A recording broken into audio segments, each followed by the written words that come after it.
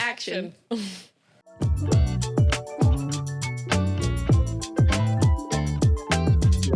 Episode 55, Inside Real Estate. Today we have, do you guys try to do like, hey, we're the Abbott Twins or like the Abbott team? I say the Abbotts, I think. The If I'm Abbotts? saying, like, a lot of people say the Twins, but I think we just say, like, the Abbotts. Yeah, the Abbotts, the Abbott Twins. Cool. We don't have a preference. We just go by whatever anyone says. Well, this is like, I mean, you have no idea how many people like have like mentioned me. Have you seen those twins that are all over social media? Like, you guys are definitely like getting a buzz. That's pretty cool. I feel like it's just a twin thing. Like, people, even when we're out walking, people are like, you guys twins? We're like, yeah, we're twins. Yeah. You know? Well, that one shoot that we did, I didn't know you existed yet. So I walk in, and I'm like Nicole, and then I'm like, wait, you look a little different. And then I see you in the back, and I was like, oh, there's two of you. Right. I very much so like to like fly under the radar. So I don't think, unless you know us, like I think people obviously know us as twins, but like I know even my clients at first and even her clients don't always know that there's another one of us. Yeah. I feel like obviously our close friends and family, like everyone knows us as the twins, but like clients were like the first people that like we forgot we would have to say like, oh, I have a twin, you know, Yeah, because I have they a would twin see sister. both of us and be very confused whether we were out or like I was in the car or she was in the car. And so I feel like that's like the first time we would have to be like, hey, we are twins. You know? Yeah. That's awesome. So, who got their real estate license first? We both got it at the same time. Yeah. Was it like a joint decision, or how'd that go? If you're asking technically, I passed both of my tests She before did Nicole. pass both her tests. So we took the test at the same time, but I think you had to go back and take Right, I one had to of take exams. the national. Well, I had to take the state exam again because in my brain, I was like, if I know national, I know the state. Like, one's bigger than the other. I can, you know, focus on the national. And then I got to the state and it was asking me all these specific questions, and I was like, I didn't look over any of that. That's funny. So, so you got licensed. How long have you guys been licensed? Coming up on 4 years. Yeah, coming up in Coming up 4 on 4 years. years. Wow. And June you- of 2022. Yeah, Cool. And you guys didn't start at the same company? we did. Oh, you did start at the Yeah, same company. So how did the separation happen, and then you guys came back? I think so. Everyone always says, like, you guys are the exact same person, but I feel like we like the same things, but we do things very differently. So she was on a team, and she loved that structure. I'm kind of someone that, like, I know what works for me. I kind of like to do my own thing. So I was originally on the team. I left after probably like a few months, half a year. And then I was, you know, independent agent. And then I came across another brokerage and decided to switch. So we were both originally at the same brokerage, but then we just kind of made the move. And I know that now that she was joined this past winter, we just, you know, moved again. That's cool. So was it like an easy decision? Like what was the thing that made you guys say, hey, let's do this together again? I don't think it was necessarily like an easy decision. Honestly, I think a lot of people always either assumed that what we were doing was together and nobody really even saw, you know, us as real estate, at least our friends and family, that like, you know, we always had to explain, oh, well, she's with this brokerage and I'm with this brokerage. I'm on a team. She's not on a team. Because, you know, when people would see us together, they knew that we were actually both previously teachers and now we're both in real estate. So I feel like people that don't understand like the dynamic of real estate just kind of assume that we were doing it together. And then when I joined Nicole this past winter, I feel like a lot of people were like now seeing us like more together and they're like, oh, okay, I kind of understand that you guys are now like marketing yourselves together. You know, you're doing showings at some times together, but you know, not necessarily an easy decision because there's always a lot that you like weigh from, especially me leaving a team and joining Nicole. It's, you know, a big jump just from like a structure standpoint, but I know that Nicole kind of, you know, took the past couple, you know, years and months to like build her own brand. And I don't think she was necessarily like ever expecting me to like jump over because I think we always had this idea that like we truly do operate very differently. And I think, you know, we kind of at one point learned, especially this past winter, like how to delegate like certain tasks, things that she's good at versus I'm good at. And then also just like understanding that like we're not going to do things the same exact way. And, you know, she may be better for one client, I might be better for, you know, another client, and it's not necessarily wrong. I think we learned we work really well together, just we're good at different things. Yeah. And I think like we're always around one another, so it's just about like we live together, we work together, so it's just about the dynamic of like, you know, having our separate roles so that we're, you know, all happy all the time. And I think we both really just like kind of ran with it and we love it. Cool. Yeah. So talk about like the dynamic a little bit, like as far as like who leans more dealing with what and how like this works when you decide to like, hey, we got to bring in the big guns and you're getting both of us. I'll answer this one. So I feel like Carly is super thorough, very organized. She's got her spreadsheets, everything like that. Like, I've never been that organized. Like, she's super, super thorough, detail-oriented. She's got, like, Excel spreadsheets, Google Sheets. She tracks everything. And Nicole has Post-it notes. I have Post-it Post-it notes. notes. I write things down. It's organized in my head, but, like, when she looks at it, it looks chaotic. But I feel like she's more like the back end, very organized, where I'm like, hey, we need to be on social media. Let's go to this event. Let's do this. And so I kind of bring her out in that sense. But, you know, she's like, oh, another reel. And I'm like, yeah, another reel. Let's do it. Where, you know, if she's like, did you put this in the spreadsheet? I'm like, no, I haven't opened that in 2 months. Yeah. You're very much like the way my dad, I don't know if you know, my dad's my business partner, right? Oh, so no, he's here. So he does a lot of the admin stuff, invoicing, things like that. He's more I guess, in our situation. I love flying under the radar and being behind the scenes. Yeah. You need both. Him too. And then I'll drag him into a video once in a while. And Yeah, this is my worst nightmare. wait, even If I'm being totally honest. even when we did the first video shoot where we both were present, you're like behind the camera, like, do this. I'll help direct. I'm going to tell you Yeah. exactly what to say, but I'm not going to be the one in front of the camera saying No. it. Yeah. She will. You're getting better. Thanks. So who came up with, well, I mean, obviously you did. You were doing that stuff first. Where did is red just your favorite color, or? So I was thinking about that, and I feel like we've like shifted away from the red a little bit, not too much, but I don't look good in red. I felt like it was hard to like keep up with, and I think we've always kind of come from the perspective that we want ourselves to be like approachable. We want to kind of show like the behind the scenes of the everyday.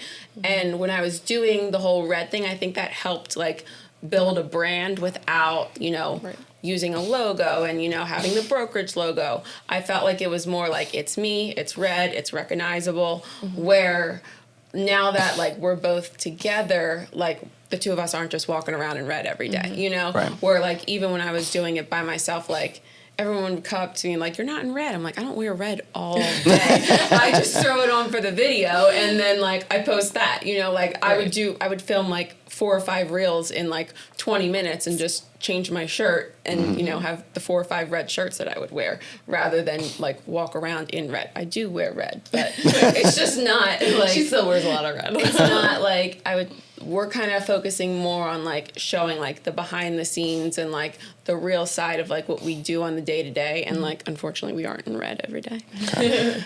Cool. So have you guys done listing appointments together? Yeah. Yeah, so like we kind of tag team that area. One of us obviously is like taking the lead when we go on a listing appointment, but you know, if one person is talking with the seller, the other person will kind of go around, take photos, talk with somebody else who's there, you know, and you know, it's helpful because we can kind of like truly tag team it.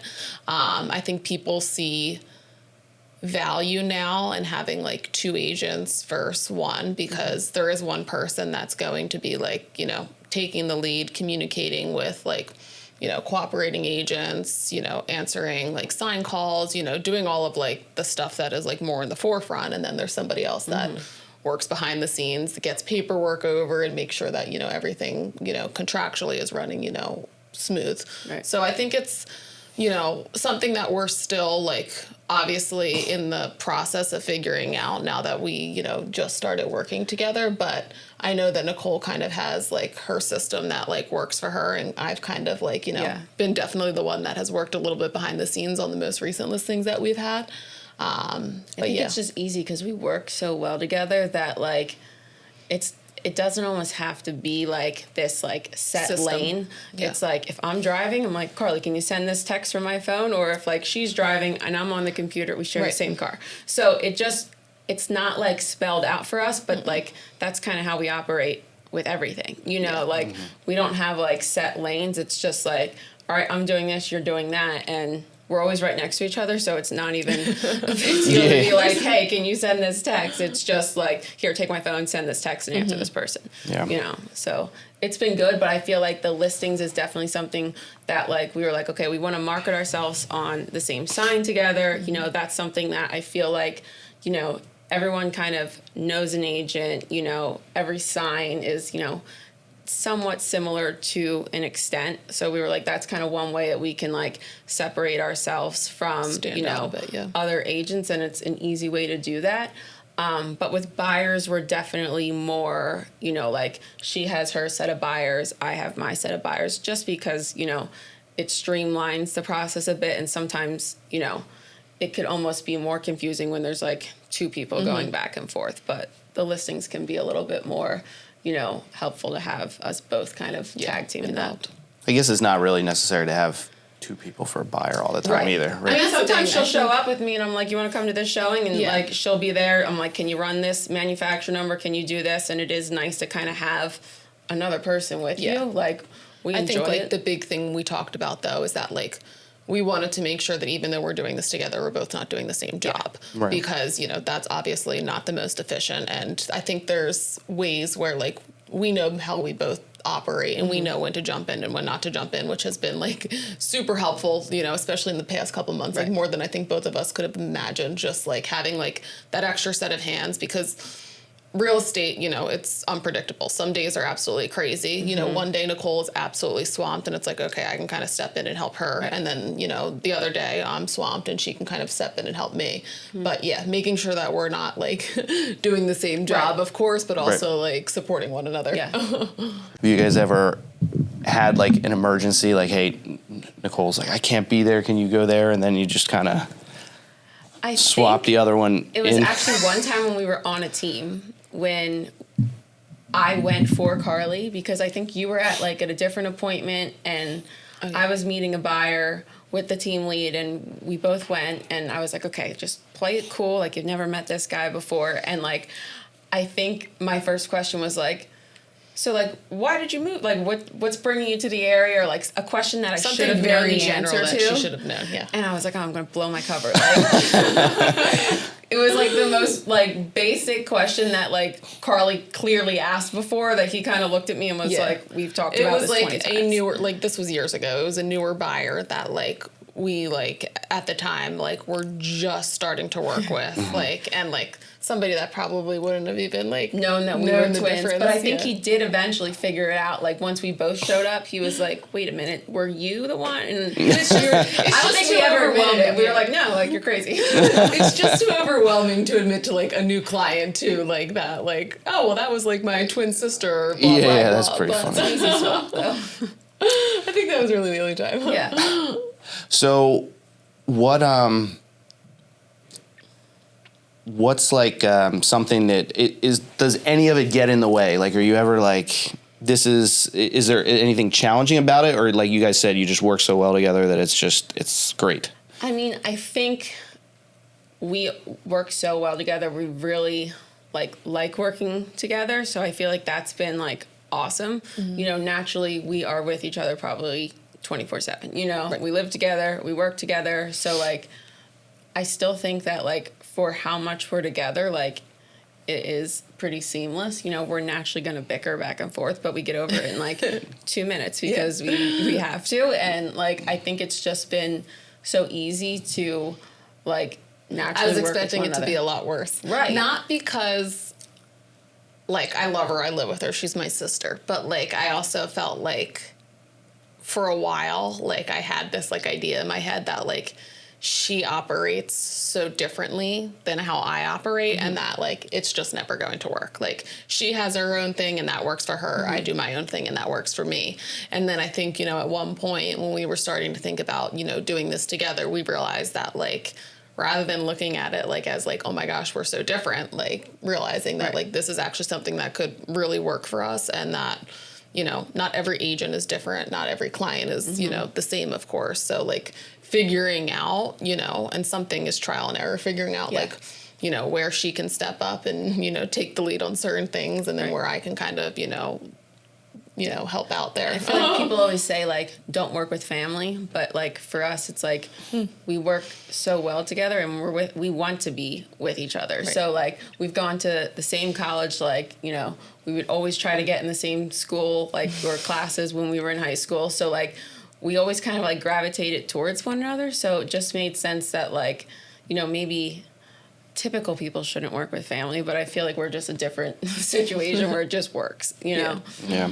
Yeah, I mean, yeah, you hear that all the time, right? And don't work with family. But, I mean, I've been working with my dad since 2006.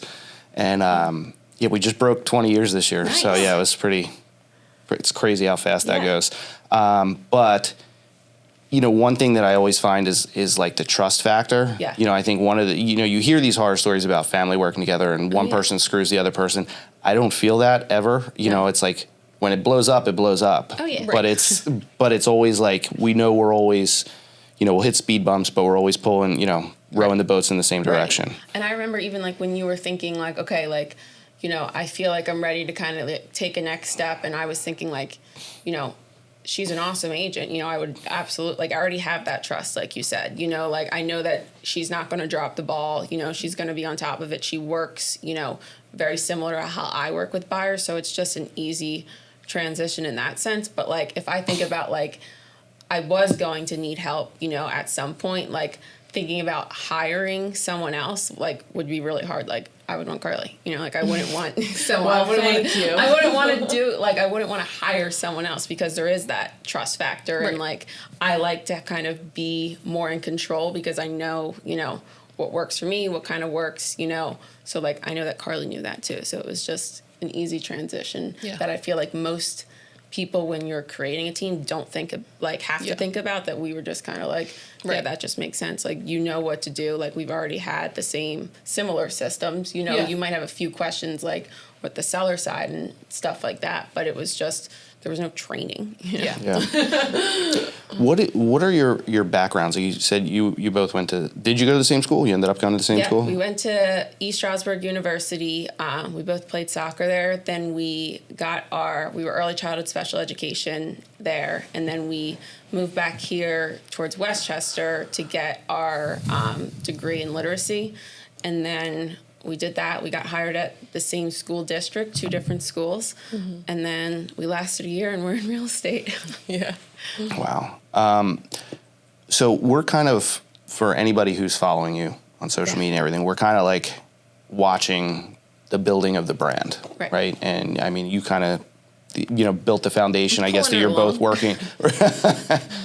Talk a little bit about like, okay, maybe a little more in depth on like what you were thinking before you joined forces, right? And then like now, like, okay, what was the strategy and plan once you did team up as far as like building the brand? Because we've kind of seen like a progression. Yeah. I feel like I've always come, like going back to teaching, like I've always come from the point that like you come from like a place of contribution. Like I always want to provide value. I know every agent kind of has, you know, their forms of like lead generation that works for them. Some it's like cold calling, some it's door knocking, but like I just think about like who's in my sphere, like family, friends, like a lot of teachers especially. Like if I call a teacher at noon on a Tuesday asking if they want to buy or sell, like I'll probably never hear from them again. You know, so I always kind of want to, my whole vision has always been to, you know, provide value so that when someone's ready to buy or sell, they have seen, you know, my posts, I've built that trust with them so that they feel comfortable reaching out. But it's also not just real estate. Like I want to be relatable and like approachable to people. Like I feel like all the times that, you know, I've done the drone videos with you, you know, all like I don't think anyone's reached out directly from those videos. It's more of like a picture of our golden retriever. They're like, hey, do you sell an XYZ? And it's just because I feel like that creates a space where people feel like comfortable reaching out, and it's more natural rather than, you know, something that is a little bit more like me getting on the phone, calling someone and, you know, kind of catching them off guard with, you know, a question that they're probably not, you know, in the mindset to answer. Okay. Now, when Carly joined, now, like, what are, just like maybe even like that's, I mean, in concept and whatnot, that's great, but like, what are you doing? Like, how are you saying, like, how do we incorporate the two of us now? Like, what are some of the things you're doing to come up with the content? I think it's more of just, again, we want to stay approachable. We want to kind of show like the behind the scenes of like what our day to day looks like, and also kind of, you know, separate ourselves from, you know, other agents, just in the sense that like it's the two of us, we live together, we work together, you know, we're doing it, you know, everything kind of, you know, and just the dynamic of like how we kind of operate and like showing our differences, but also still being, you know, in a way like filtering in like the real estate side of things so that people know, you know, that we are helping buyers, helping sellers. So it builds that trust without, you know, just throwing information at them that, you know, I always think about like if you're looking to buy or sell, you're in that market for a very short window. You know, it's like when you're starting to think about, you know, I either want to buy or sell, you might start to kind of like gravitate towards like the direct real estate information. And, you know, obviously while you're searching for a home, you're looking at that information. But like once you're kind of settled in your home, like you're really not overly interested in just like the market facts and like how to buy, how to sell. So it's still about kind of having a balance between like that real estate, you know, side, but also like the day to day, like what we're doing, just to kind of, you know, Yeah, and I appeal think to a that's larger. kind of where like, truthfully, like Nicole bringing me on, like the biggest shift came was just like being pure and, you know, like authentic on social media and trying just to like, because, you know, before Nicole would do like all of these like silly reels, Right. or like, you 'Cause it know, was just things me. that she would see, could like, you know, and basically like duplicate that and maybe like transition it to be a little bit more like real estate related. And then I have never been a strong fan of social media. So when she pulled me on, she was having me film all these stupid reels. I was like, I absolutely cannot get down with some of these like more. It was like pulling teeth, honestly, trying to get her in some of these reels. I'm like, all you have to do is just sit there, like, and I'll be the one that is more like has like a role. I'm like, just sit there. And I'm a terrible actor. No, I'm like, why do you look like Timing that? was off. There was a lot of trial and error. Yeah. So I was like, I can do the behind the scenes. Like, Right. if you just want to, you know, take Which out is your what phone I or feel like we whatever. gravitated towards, is because I'm like, just like I'll record this, just like don't think about Just it. act You know? natural. Yeah. I'm just gonna record. Just act natural, Now whatever we're that trying to is. train her on how to take actual videos that like are actually, you know, the day to day. I'm like, can you record that house? And she'll like send me a video, and I'm like, Yeah. we're working on it. Yeah, I think you guys are actually a pretty easy follow. You know what I mean? Like Nicole It does is- a lot of editing yeah. behind the scenes, I right? bet. I mean, it is relatable. The dog ones are great. Right. I've got a bone to pick with our followers, actually. Oh yeah? Yeah. What's that? I mean, They only like the dog. well, here's the thing. You could think this whole Instagram stuff, it takes hours to actually like think of the content, Right. film the content, edit the content, post it, and then she has me respond to all these types of people or whatever. Takes hours. But then I feel like you could take like a 6-second video of our golden retriever or my dad, Tommy Abbott, Right. and the thing blows up. Not It blows is. up, but like more than 12 likes. Right. And I'm like, why are we spending hours on all Well, that's this where I real feel like estate it's stuff? just, you know, like figuring out like generally what people like gravitate towards, and, you know, finding a good balance. You know, like real estate, you got Benny, you know, you got our dad, everyone's kind of leaning in, whether or not they want to or not. Yeah, you're part of it. Right. Do you have any of the content that was your idea that was like awesome? That awesome? No, I don't post a lot of awesome things. I'm trying to think. I don't know. I want to give you credit, so It's really hard. I'm trying. She like texted me 3 times on the way to the show, and the other day, like, make sure to take a video, make sure to take a video. I took one video, and I was like, all right, quick, like, post it or whatever. And then she took it down already because apparently I was breathing too heavy in the back. I was like, she was. And she doesn't put the sound on. We're working on it. But, you know, I think it's just stuff that, like, you just never really gravitated towards that, you know. But it's also like she's doing the same thing with me. Like, she's like, did you put that in your calendar? I'm like, no, I told you that. It's a balance. Like, she does the social media side of things, Right. but You like, keep your spreadsheets over there. Right, keep your spreadsheets I would over here, and I'll rather do the I would rather social knock media. on 100 doors than have to Post a couple reels.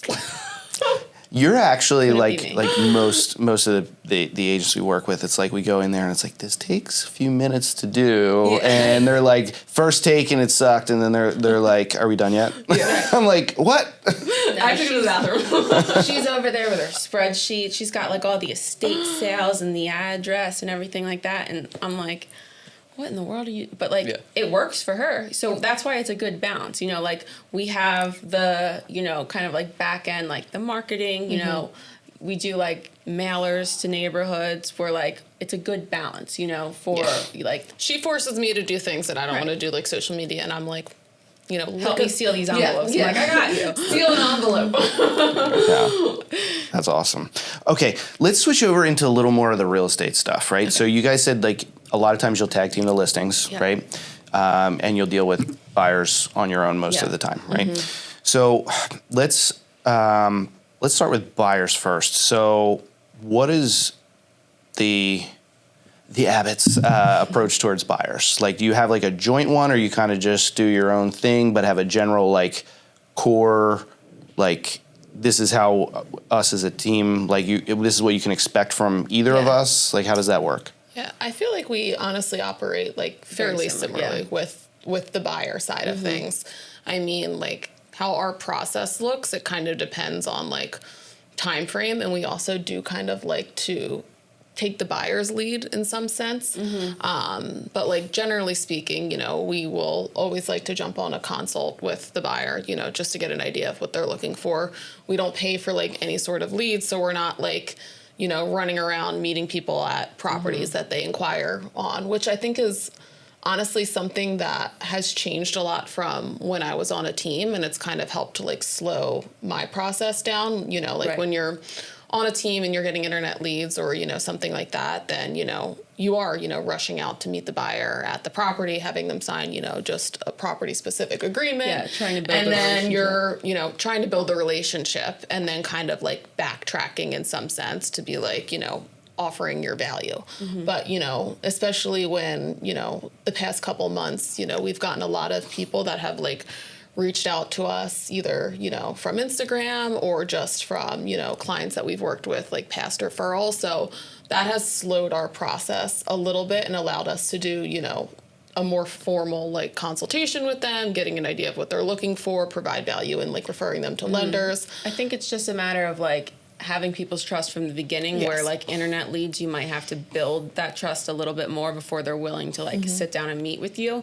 So once we have that person, you know, that is saying like, hey, we're looking to buy, we're looking to sell, or they've directly kind of reached out to us, it's a lot easier for us to be like, hey, would love to jump on a call. You know, that way we understand what they're looking for. And even if they send us a specific property, it's still about, you know, saying like, we can absolutely show this to you, but like, let's jump on a call so that we know what other homes you might be interested in seeing. And then having the conversation, you know, with a lender to make sure, you know, you're comfortable with the numbers, that, you know, we're not just running out showing you homes and, you know, turns out the monthly payment and the total out-of-pocket costs aren't something that you're comfortable with. So I think that's something that, you know, for buyers, we really just focus on, you know, truly understanding what they're looking for, getting them set up on a search so that we're checking in on their search every day and we're sending them homes directly to their portal. And then something that we do is we work closely with other lenders to run numbers so that before you even see the home in your email, you know what the total out-of-pocket cost is and the monthly payment. That way you're looking at the home, you're seeing that you like the area, you like the location, but you also like the numbers, because, you know, we can show you $1 million home and like truth be told, you're probably not going to like the numbers, so you're not going to want to make an offer, and it's kind of, a waste of time with that. So just having that process, I feel like, has really saved us from running around with buyers, and also, has saved buyers from feeling disappointed because, if they go out, see a home, they love it, and then they're like, oh, this is really, more expensive than I was thinking, whether it's the HOA fee or like taxes are higher, it saves them from feeling discouraged. And that way they know when they're going to the property, the only thing they really need to do is like the home, and the rest we kind of like sorted out before we even gone to see it. Yeah. Yeah. No, I mean, it sounds simple and like concept and like what you're talking about, but I don't know if you guys know, I had my license years ago. Right. And when I first started, like in dealing with buyers and stuff, and I think a lot of agents, even that have been doing it for a while, still operate like this. I would do that. Like, hey, I want to see a house. You go out and you run around like a chicken with your head cut off. Right. But one thing that made a huge difference in my business back then was when I was like, okay, I had a partner that I was working with, and we kind of sat down. We said, this sucks. Yeah. It sucks for them and it sucks for us. Let's sit down and design like a process. Right. And that included the consultation and everything. And once we started adding that structure, it was just better all the way around. I can't imagine doing it any other way. Like, you must be showing just so many homes, just opening doors, and you don't have that relationship if you don't have that trust. Like, ultimately you're going to spend a lot of time in the car and you're not going to be productive. It's not going to, like, you're not giving the buyers any value either. Like, simply opening the door is not, that's what they want in the moment. But like, ultimately, if you're opening the door to a home, there's a good chance, even in this market right now, that home could have 2 or 3 offers with a deadline, and they're like, oh, we like it. And it's like, okay, are you ready to, get pre-approved, write an offer by 3:00 today? And the answer is likely no. So it's just about being prepared before you go out to see a home. And like, even if it's not something that like they want to do, it's like, I find that the serious buyers will do it, and a lot of times if you just get them to do the documentation, jump on the call, like, that's when you truly know that they're ready. If they're just kind of sending you Zillow links and looking at homes, it's, they might not be as serious or ready to buy, just yet. But also, isn't it like the buyers that maybe it's their first house, right? If you as the agent are allowing that process to occur in that chaotic way, you're almost training them that, like, hey, this is how it is. This is how it's supposed to operate. And then as opposed to showing them that it can be, a good, smooth, clean process. And if you're to lose a house because they weren't prepared, is it kind of a little bit on the agent? Their fault if you haven't shepherded them through I always properly? See that from like the listing side too. Like, I get offers, and like, if we're in a multiple offer situation, like, I'll get these offers that I'm like, why didn't the agent just call me to see if this was worth writing up? Like, we're 2 days on the market, we have 3 offers in hand, and all of a sudden I'm getting this offer that's, asking for a seller credit, and they're doing inspections and putting 3% down, and like, that can work in some cases, but if the agent had just called me and said, hey, do you have a deadline? Do you have any offers? Like, what's your, what's the offer situation looking like? It would probably have saved the agent a lot of time. It would probably have saved the buyer, a lot of time. And I just think about, like, it's all about having those conversations with the agent and almost slowing the buyers down so that they don't get their hopes up and, they're waiting to hear back and they're not even close. I always think that we should feel confident that we're close when we're submitting an offer. I can never guarantee that we're going to get it accepted, but if we're not, having the conversations with the agent, and like, they're not always going to tell us, but it's something that like we should be like, okay, this is, a good offer. We feel good about it, rather than just kind of going in blind, submitting an offer and seeing it close like $50,000 higher. Yeah. Carly, do you have any wild, fun, or interesting stories from dealing with buyers? I'm thinking for you too. I'm like, please help me. Is that how that works too? Channeling her. Like, help me out. I don't know. Honestly, I don't think that there has been like anything like too crazy, truthfully. I'll think of it later tonight and I'll text you. But I think like the thing that we see like most often is like, especially if we are like doing showings together and I'm working with like a new client. It happens less now that we're like marketing ourselves together. But like before when we weren't together and we still share a car, like she would be in the car and I would be like already inside the house, like waiting.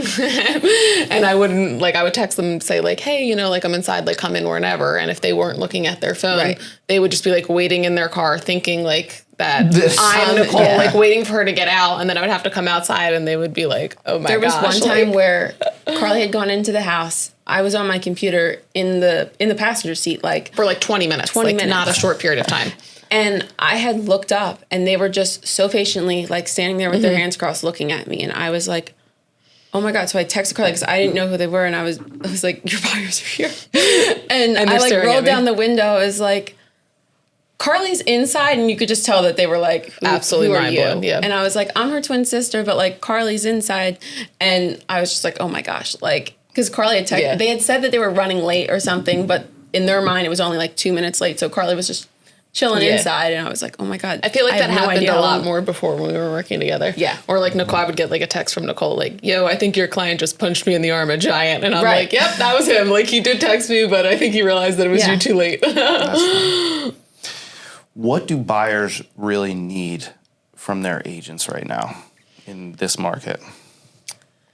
I think they need someone that understands the market. I think we're in like a skills-based market right now, like I kind of said before, where like opening the door and just showing you the home is really not going to get the job done. It's going to be something where, you know, the agent understands, you know, okay, what makes an offer strong? You know, if you're submitting an offer $20,000 over asking, but you have the appraisal elected, you have the inspections elected, and they have offers that are, you know, even $10,000 waiving the appraisal or, you know, not doing inspections, like a seller might go for that. So it's really about having, you know, an understanding of what the seller is looking for and like having an agent that knows like the questions to ask the listing agent so that you're submitting an offer that is enticing to the seller, you know, because price is always important, but there's other things that you can offer that are typically also desirable to the seller that if your agent's not doing that or not having those conversations, like as a buyer, you can feel like this market's impossible or, you know, you're submitting strong offers, but, you know, they're not getting accepted. And it's typically because, you know, either, you know, you're approved with you know, online mortgage company, you know, you don't have a local lender, you know, you're still doing inspections when others are waiving inspections. There's so many things that go into it that like, if your agent's not walking you through those conversations, you're likely going to end up feeling, you know, frustrated. So just having that. What's either a perception of what the process is supposed to be like or, like an expectation that buyers come in with commonly that needs to be either is just not reality and they need to be explained to how it is, or you need to adjust those expectations? I feel like expectation setting, especially in this market, is one of the hardest things because, you know, a lot of buyers either come to you with like the fact that like, oh my gosh, like this market is crazy. There's still homes that are selling like waiving contingencies. And if they're not willing to waive inspections, you know, or whatever their case may be, they feel like that there's just no options for them. And that's, you know, simply not true. I think the hardest thing right now is setting expectations and getting buyers to realize that there's absolutely opportunities in this market. You know, it's hard because, you know, there could be one home that, you know, sells with 8 offers, waiving all contingencies, you know, a crazy amount over asking. And then the next house we're talking about a seller assist, electing the inspections, being able to negotiate, you know, inspection related repairs. And it can be hard for a buyer because, you know, the second you introduce a seller assist, you know, we turn around to the next house and they're like, hey, can we get one of those seller assists here? And it's like, no, they have, you know, 6 offers, they're all waiving contingencies, and it's a completely different conversation. So like getting buyers to understand that like it is a slightly, you know, shifting market. You have to be priced well, you have to be you have to show well. And the homes that aren't priced well and, you know, don't show well, there's more opportunities for buyers than there were even a couple of years ago.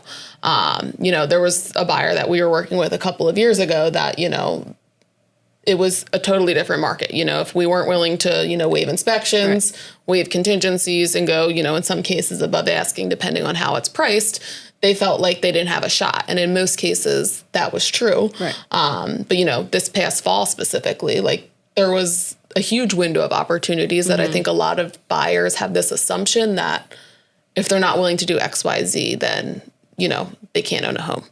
Right. Are you finding that a lot of buyers are pretty well where they need to be and educated from the internet pretty well, or are you kind of having to, like, you know, break things down and build them back up when you run into them? I feel like, you know, it's definitely conversations that we have up front to almost like set the expectation. You know, like, I think most buyers like come with this idea that like they don't have enough money saved, you know, like that they need 20% down in order to like afford to buy a home. And then you find out that their rent is like $3,000 a month. And it's so hard for them to save every month because they're paying $3,000 and they're never seeing a return on that. So like the conversation that we always have is like, hey, can you put, you know, less money down and take a little bit higher of a monthly payment than continue this kind of vicious cycle of like renting and never really having the ability to save? Because what we'll find is that they'll come to us and be like, oh, I think I need to save a little bit more. And then, you know, 6 months later, they come back to us and they're like, hey, I saved an additional $10,000. And we're like, that helps your monthly payment by about $50 a month. And prices have gone up. So like you're actually might be in a worse spot by you saving. And I think that's the point that like we always drive home to a buyer's like, but if you have the ability to buy now, whether we need an assist or you're putting less down, like get your foot in the door. Rates are going to fluctuate. You know, it's something that you kind of want to be in control of your purchase. You don't want to wait for rates. You don't want to try to save as much as you can in order to buy. You just want to kind of get in while you can. Even if it's not a forever home, get your foot in the door, start to build some equity. And then, you know, if rates allow it, refinance in a few years, or, you know, you might have a little bit more equity where you can swing your proceeds and get a forever home. But there's a lot of like misconceptions with like, I need to buy my forever home right now. I need 20% down. You know, I should wait for rates to drop and all of that. You're just kind of, you know, you're not buying when you should. And like when you really look at it and take a step back, like you're renting, you know, you're throwing $3,000 away a month and, you know, you have nothing to show for it. Yeah. I think the buying the forever home on your first home is kind of, that's out the door. Right. You know, it's at so this hard. point. Like, I don't want to be mowing the lawn on a Saturday. No. You know?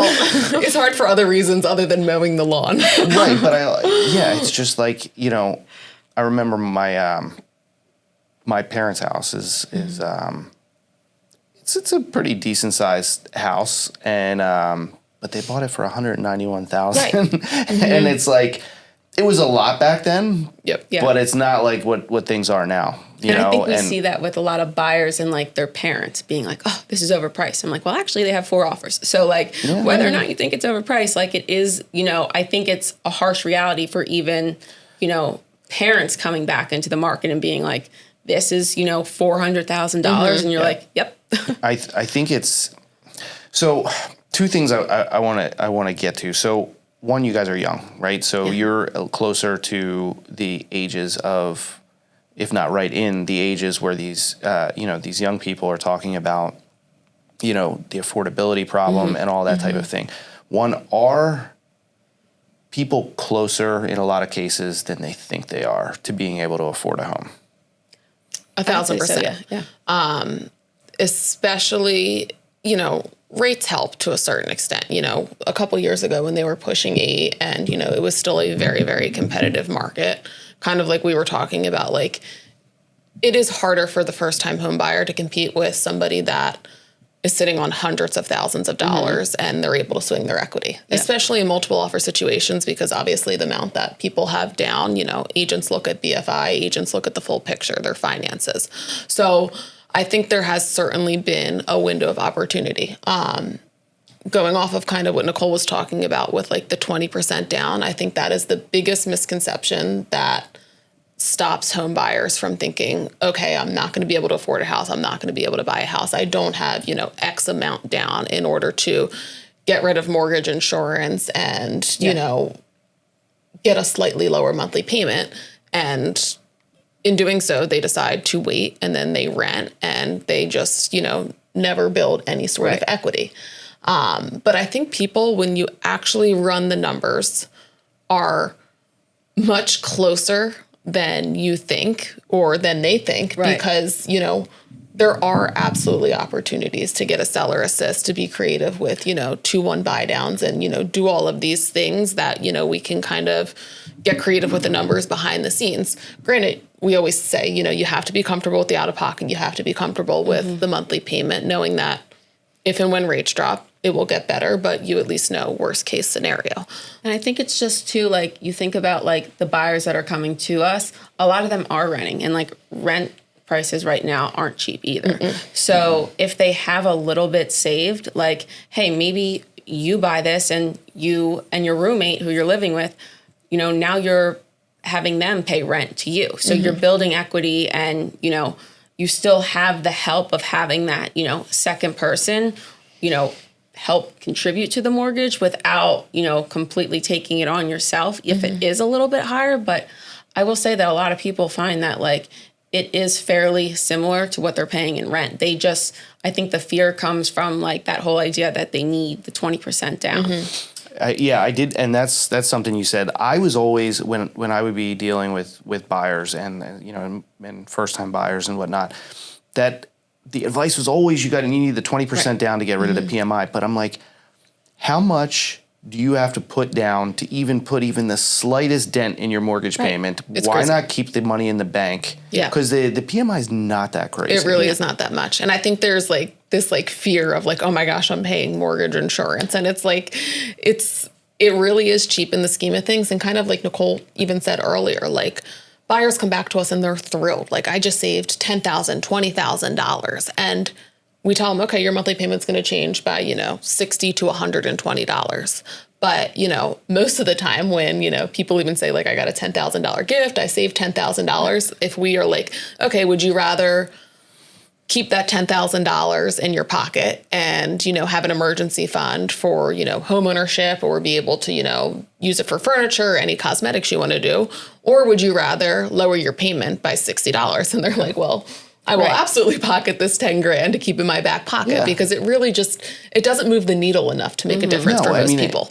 What it's like 10, like you said, I think it's like about 10 for every $10,000, it's like $50. Like, don't go out to dinner one time. It's like that's almost my Netflix subscription. Exactly. You know what I mean? Yeah. It, like, look at your subscriptions, cancel a few subscriptions, don't go out to, dinner, or cut back on spending in a little bit in other areas. But it typically always makes more sense for buyers to keep that money in their pocket. Yeah. Rather than having to put it down. It's so funny, and saying it out loud, it's like if I canceled 2 subscriptions, it's almost the equivalent of me putting an extra $10,000 down. It's like, what? Yeah. It's crazy. And I feel like that's something that like buyers do start to see. And that's something that like we find is very valuable to show buyers that number. Because like when you're just kind of throwing numbers at buyers and they're not seeing it on paper, it might not be registering. So like saying like, hey, if you were to come back to us in 6 months with $10,000, which is still a big ask for someone to save $10,000, a lot of money. Like, this is what your payment would look like. And they're like, that's it. I'm like, that's it. So assuming prices haven't gone up and that rates have, stayed steady and have not, worst so case it's just scenario about showing those numbers. We focus on the total out-of-pocket cost, the monthly payment, because like the purchase price really doesn't matter. You can be at a $400 purchase price, where we've seen an HOA fee that's $500. Like, you might as well buy something. You could get something in the Westchester Borough for $500,000. You know, with no taxes, and with no HOA. lower taxes, no HOA. So it's about kind of shifting buyers' mindset to being like, let's focus on what your total out-of-pocket cost is, what your monthly payment is, and find something that's comfortable for you right now within that budget. Because if you're focusing on purchase price, or you're focusing on rates, or trying to save as much as you can, like, you're missing out on homes that you could buy now. Yeah. Problem solving. Right. Okay. Don't go out to dinner. Yeah. All right. When it comes to listings, right? So we've been working together for a little bit. Yeah. And one of the things I find consistent with you guys is that the prep of the home for what we do. Talk a little bit about how your approach to getting a home ready for sale. What's ideal versus what's like what you try to like minimum accomplish for every property? I think it's one of the most important things. Like that's people, especially right now, that like don't prepare their home for the market. It's sitting on the market and you're throwing money out the window. And a lot of times I find that sellers don't necessarily know what is going to give them the biggest return on prepping their home for the market. So that's something that we really do focus on and having the conversations when we first go out to meet the seller. We pretty much tell them, don't do anything to your home. Allow us to come through, see the home as it currently is, and we will help walk you through what is going to be the biggest return on your investment. You don't need to redo that bathroom. You don't need to, do the kitchen anymore. Like simple things like decluttering your space, maybe a fresh coat of paint that is, more neutral, rearranging the furniture in a way that, allows people to walk in and, envision the space how they will likely use it is, I think, huge. And we always communicate to the seller, like, it's not going to be how you live. Like how you list your home is not how you live, but it's just what appeals best to buyers. And you want every buyer to see themselves in your home. So like, don't take offense when I ask you to take down, that painting you did at like your wine and twist or whatever it's called. Like just take it down and like a neutral wall is better, you know? So I think it's always kind of stating that like we aren't coming at a place where like we don't like your decorations or we don't think it looks good the way you have it. It's just like how you live in your home and like what's comfortable for you is not necessarily how it shows best. And we tell people all the time like how our house is currently, like if we were going to put this on the market tomorrow, there's a lot of things that we would have to do to like make it appeal to buyers and like the general public. Cause what we like isn't what everybody likes. And the goal is to basically appeal to as many people as possible. But I also think we just try to work with what the seller has because every seller situation is different. There could be a situation where, the seller doesn't have, a ton of money to do anything up front, like, especially we see it very often with like estate sales where it's like, the power of attorney or whoever is, navigating that sale, they might not have the funds to do, a lot up front of what we're recommending and kind of just like working with that, whether that is, like, hey, recognizing this house might need, new plaster or some paint and, we can still list at this price as long as we offer like some sort of like seller credit and it might not be you doing the work, but we're still, giving, the buyer something to make it a little bit more I think it's just about meeting every seller with where they're at. Like we do for the sellers who are, able to do some updates or looking to do some updates and want our recommendations, we'll provide them with a list, room by room, moving furniture, doing different paint. But like a 90-year-old lady who is moving to a nursing home, like I'm not going to give her that same list. I'm probably going to lean in a little bit more, help her declutter. And we always say like, decluttering and having a clean space is the best thing that you can do, because you're going to be moving anyway. So you might as well pack it up. And if you can get a cleaner in there, it's just going to appeal to buyers. Like it's well maintained, a dirty home and something that's full of clutter, like is probably something that most buyers are not going to want to see in a home. If you clean up the space and, box away as much as you can, like you're going to be moving anyway. So you might as well do it before you list so that you can see the biggest return. Do you find that sellers are pretty responsive or are they like kind of resistant when you come in and want to I would say they're pretty responsive. Yeah. We haven't had any pushback, but it's also just kind of about like the delivering the room. You're not going in blowing up their spot. You're just kind of saying, okay, this is what we're dealing with. This is the plan of attack. And I think we always like try to focus on like the fact that like they are human. Like what we are recommending is not how anybody lives. I mean, every situation is different. People have like kid stuff all over the place that, obviously they can't like put away, but when it comes to like listing a home, of course we're going to recommend that they, pack some of that stuff up or, put it in the basement or, move it to a different location so that it's not in the living room. But just, it's about the delivery and how it gets said. And again, we are by no means trying to offend you. Everything we recommend is because we feel very confident that it's going to be money back in your pocket. And I think it's about having that conversation while we're there. Like, we don't just send over a list being like, take this down, take that down. Like, it's about like, hey, the reason you're going to see to remove, those photos is because, you might not want family photos going up on the internet when the photographer comes in and, photographs the home, or it just might be that you want it to be as less cluttered as possible. And it's not that we don't like the picture or, that it's not our taste. It's just, you want it to be, clutter-free, neutral, and having that conversation, I feel like, up front with them. When they're going through the list, it's like, we already talked about these things, and it's not something that like catches them off guard and that they take the wrong way. We always phrase it as a recommendation. It's not a requirement. Yeah. I think that, I don't know. I think that's good. I mean, doing what we do, we're in all these houses. I don't think we've ever done a shoot for you guys where we walk in and it's a total shit show. Yeah. But we do walk into total shit shows quite often. I'm sure. And I'm just like, how do you not get it together? Like, well, I just you might have walked in if we weren't there 20 minutes before throwing things in closets. But and thank you. You're welcome. Like the one home that you were just at, I was like, oh my God. But I don't think that any of those, you're not even on the Richter scale as far as some of the stuff that we see. Which I feel like is so important. And that's what also I think sets us apart from some agents that will just come in, photograph your home, and then, throw it up on the MLS. Like, you are leaving money on the table if an agent can't walk into the room and say, hey, I know it's going to be a little bit of a pain to get this home ready for the market, but if I were to tell you, hey, if you clean this place up, it'll give you $20,000 more in your pocket. They're going to do it. I think another way that, I look at it is like when I go into homes sometimes, and I always talk with the agents like I do with you guys when we're there. And it's like, man, this one's kind of a no-brainer. And it's like, if a buyer, it may not be the house for that buyer, right?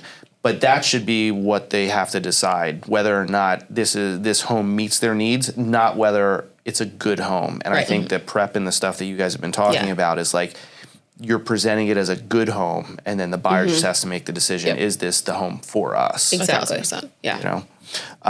Okay. So I have a couple questions. They're kind of like, who's more likely? Okay. All right. All right. Who's more likely to say we need boundaries between work and home and then immediately start talking about escrow at dinner? I'm the one to say we need boundaries because it's like 9:00 at night and she's sending me a to-do list for tomorrow. And I'm like, I just want to watch my show, and she's running through a list. It's not I don't know. You're going to be talking about escrow at 9:00 too. Did you do this, and this? That was last night. I was I'm Nicole definitely knows how to turn it on and off. Right. A little bit more. But 1,000%. Is that a solid answer? Who's more likely to take over a showing because you're explaining it wrong? You. Which I'm fine with. I'm fine, I'll go, I would agree with that. I'll go check out Do you have reasoning? No, I just feel like you are very thorough. When it's not registering to a buyer, and you can stop and be like, okay, this, let's backtrack here. Okay, I can agree with that then. We got to be careful. We don't want the next post to be like where we're breaking up. Right. Thanks. Or I only want to work with Carly because she's thorough. Yep. Who's more likely to bring home work drama? When you say bring home, we're always together. Yeah. So we both had crazy days and you're coming home and not letting it. These are tough questions. I feel like we're both very good at being whatever, we'll figure it out. I don't feel like we let it get to us. Bring home, it's kind of already home half the time. It's us sitting at the table being all right, how do we hash this out here? I feel like, I don't know, there at least hasn't been a lot of drama the past couple months with us. Who's more likely to know what the other is thinking during a listing appointment? Probably you could tell what I'm thinking more. And I don't really hide it well. Carly's very... She does not hide anything well. Where if I get a second to look at her, I'm like, what the hell? Yeah, exactly. Who's more likely to say we should take the weekend off and then schedule 3 showings anyway? Me. Definitely me. It was me before you said and schedule 3 Yeah. showings. Who's more likely to take the weekend off, Nicole, and schedule 3 showings, Carly? Who's more likely to wake the other one up and say, I just had a genius idea? Definitely Nicole. Yeah. It will literally be like 3 a.m. and Like I'll text her like and she'll be like texting me and I hear my phone like vibrating and I'm like, this can definitely wait until the morning. Specifically reels, links to Instagram reels or TikToks. Like we have to do this. And she's like, leave me alone. Yeah, absolutely not. What would you say to somebody thinking about hiring you guys in reference to why they want to hire you, maybe play off this twin dynamic a little bit? I mean, we always kind of like joke like it's 2 for the price of 1 in some sense, because I do feel like we're different in some sense, and like kind of like we've talked about, like, you know, one person kind of takes the lead and then you always have somebody else to like answer the question on the back end, or, you know. I think ultimately it's just the fact that like we both bring different things to the table, and we both truly care about, you know, getting the home sold, about getting a buyer under contract. I feel like we're both very competitive in that sense, that like we align at that in, you know, the fact that we're, even if we go about it different ways, or like we need to kind of tag team this, we're like definitely we gonna both make sure have the same there. goal. Like we're going to get it done. It might not, you know, it might not be the way that each of us would have done it on our own, but it's definitely something that, you know, we both have different ways that we can add value, that like we truly both want to help either the seller or the buyer, and, you know, have some fun along the way. That's important. All right, quickly, what is the best piece of advice you guys could give to a buyer right now? Start your home search. Like, even if you're thinking that you can't buy now, or it's something that, you know, you're not just ready for yet, it's always good to kind of know your numbers, see what you could afford now, figure out your budget, and also like see homes, because the first home that you go out to see shouldn't be the one that you're super excited about, that you love, because you're going to walk into that home and you're still likely not going to feel ready to make an offer, and you're going to miss out. Okay. And for sellers, best piece of advice you'd give to somebody getting ready to put it on the market right now? Take the time to prepare your home. I think, you know, over the past couple of years, sellers could kind of get away with like not fully preparing their home, and maybe being like a little bit even mispriced going to market. But there is a huge difference in homes right now that are prepared for the market and priced well versus the homes that are not priced well and not prepared for the market. And I think, you know, sellers are ultimately leaving thousands and thousands of dollars on the table in this market right now when they're just not prepared. Okay. And last question we usually ask everybody is to leave us with a positive message to the world, but there's 2 of you, so we'll be taking Positive message to the Take world. 2 or 1. We'll do 2.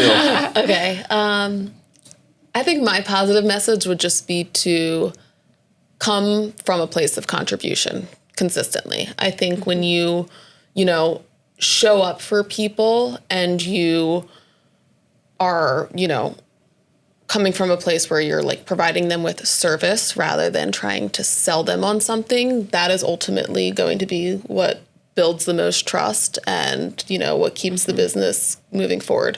You know, nobody wants to be sold on anything, but, you know, when you genuinely show up and you try to help people every day rather than, you know, selling them on something or trying to prove something to them, you know, it's what establishes the trust in this business that you need. That's good. Yeah, I would say like bet on yourself. I feel like we kind of would never expect ourselves to be like in this position a few years ago, and like we knew that maybe, you know, even after 6 years of getting our degree at teaching, like we were in it for a year and people probably thought we were crazy to be like, I'm out. You know, but we kind of always knew that we had that personality that like we'll figure it out, and like it's okay to kind of, you know, change your career even if you know, went through a ton of schooling. And, you know, I've always come from like, I want to take advantage of kind of like every opportunity. If it means me changing a brokerage, you know, 3 times, like I think it's just about kind of finding what, you know, aligns with our goals, and, you know, not being afraid to kind of make those changes, and also like believing that, you know, if you put your head down and do it, you know, you can get it done. Awesome. Not Love bad. it. Thank you guys. Hold that one. Something that, you know, you're not just ready for yet. It's always good to kind of know your numbers, see what you could afford now, figure out your budget, and also like see homes, because the first home that you go out to see shouldn't be the one that you're super excited about, that you love, because you're going to walk into that home and you're still likely not going to feel ready to make an offer and you're going to miss out. Okay. And for sellers, best piece of advice you'd give to somebody getting ready to put it on the market right now? Take the time to prepare your home. I think, over the past couple of years, sellers could kind of get away with like not fully preparing their home and maybe being like a little bit even mispriced going to market. But there is a huge difference in homes right now that are prepared for the market and priced well versus the homes that are not priced well and not prepared for the market. And I think, sellers are ultimately leaving thousands and thousands of dollars on the table in this market right now when they're just not prepared. Okay. And last question we usually ask everybody is to leave us with a positive message to the world, but there's two of you, so we'll be taking Message to the Take world. two or one. we'll do two. Okay. I think my positive message would just be to come from a place of contribution consistently. I think when you show up for people and you are, coming from a place where you're like providing them with service rather than trying to sell them on something, that is ultimately going to be what builds the most trust and, what keeps the business moving forward. Nobody wants to be sold on anything, but, when you genuinely show up and you try to help people every day rather than, selling them on something or trying to prove something to them, it's what establishes the trust in this business that you need. That's good. Yeah, I would say like bet on yourself. I feel like we kind of would never expect ourselves to be like in this position a few years ago. And like we knew that maybe, even after 6 years of getting our degree at teaching, like we were in it for a year and people probably thought we were crazy to be like, I'm out. But we kind of always knew that we had that personality that like we'll figure it out, and like it's okay to kind of, change your career even if you, went through a ton of schooling. And, I've always come from like I want to take advantage of kind of like every opportunity. If it means me changing a brokerage, 3 times, like I think it's just about kind of finding what, aligns with our goals and, not being afraid to kind of make those changes, and also like believing that, if you put your head down and do it, you can get it done. Awesome. Not Love bad. it. Thank you Hold guys. that one. All right. Before you guys move, I'm going to grab Connor and get like a photo with the three Love of it. us. Don't move. Let's do it. It was quick. Nice. What'd you think? Not bad? No, Not bad. I do so much better when I don't have to like talk at a camera. The clacker. The clacker. Do you know what the actual function of that is? No. No. Nobody knows. Everybody thinks it's just whatever, but because we're recording audio into that machine, but we have to sync it up with all the cameras. What it does is it creates a spike in the audio, so we can So you line can see- everything Oh, get up. out. So yeah, we can line all the There you tracks go. up. Smart. All right, so let's get in here.